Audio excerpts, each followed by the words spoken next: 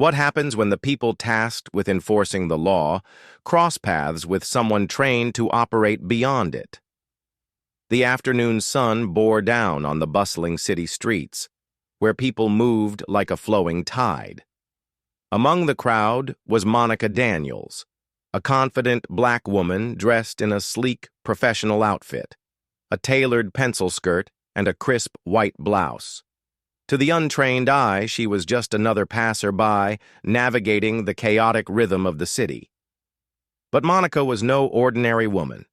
Beneath her composed demeanor was a highly skilled CIA agent on an undercover mission. She'd spent years perfecting the art of blending in, her true identity masked even from those closest to her. As Monica went to a small cafe where her informant awaited, she noticed two police officers leaning casually against their patrol car, their eyes locked on her, their expressions shifting to something less professional. She felt the prickle of their gaze but kept her focus forward, her stride unwavering. Monica had encountered this kind of attention before, but it would be more than a fleeting annoyance today. "Hey, miss!"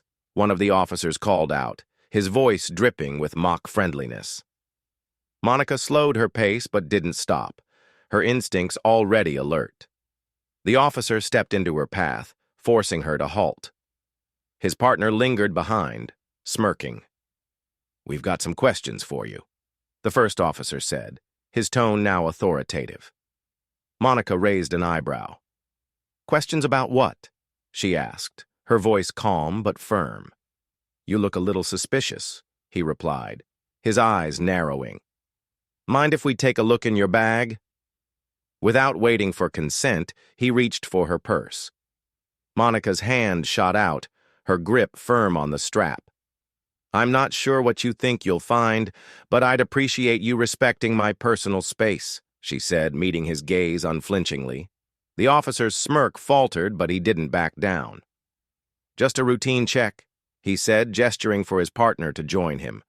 The second officer circled behind her, his presence an unspoken threat. Monica's pulse quickened, but her training kept her composed. "Routine for whom?" she challenged, folding her arms. The officer in front of her chuckled, his eyes flicking to her skirt. "What's with the attitude?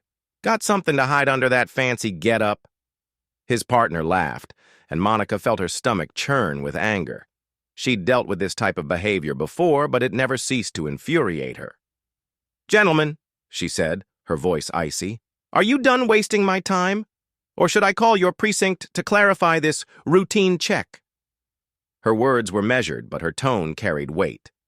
The officers exchanged glances, their bravado faltering for a split second. "Let's just make sure you're not carrying anything you shouldn't be," the first officer said, stepping closer. Before he could say another word, Monica moved.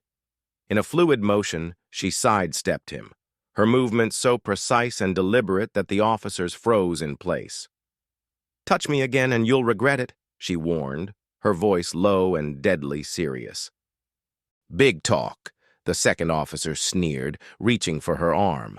But before he could make contact, Monica twisted his wrist with lightning speed, forcing him to his knees. The first officer reached for his baton, but she was faster. With a swift kick, it clattered to the ground. She retrieved a badge from her pocket and held it up for both men to see. "CIA," she said coldly. "I've had about enough of your games. Stand down or I'll make sure your superiors hear about this." The officers stared at her, their faces pale. The one on his knees stammered, "We didn't know." "You didn't care," Monica snapped. "That's the problem." She released his wrist, and he scrambled to his feet, rubbing it gingerly. Both men looked thoroughly chastised, their earlier arrogance replaced by embarrassment and fear. "We're sorry," the first officer mumbled, avoiding her eyes. Monica didn't respond. Instead, she turned on her heel and walked away, her head held high. The cafe was just a block away, but the incident replayed in her mind as she approached her destination.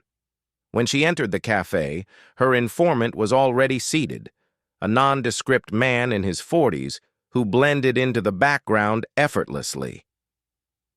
"You're late," he said without looking up. "Had to deal with some local law enforcement," Monica replied, sliding into the seat across from him. Her tone was light, but her eyes betrayed her lingering frustration. "Occupational hazard," the man said with a shrug. Monica allowed herself a small smile. She'd encountered worse in her line of work, but moments like these served as a stark reminder of the battles she fought on multiple fronts, not just as an agent, but as a black woman in a world that often underestimated her. "Let's get to business," she said, pushing the incident to the back of her mind. Her mission wasn't over, and Monica Daniels never let anything or anyone stand in her way. Thank you for watching. If you enjoyed this story and want to see more, please like, subscribe, and share this video with your friends. Don't forget to hit the notification bell to stay updated on our latest uploads.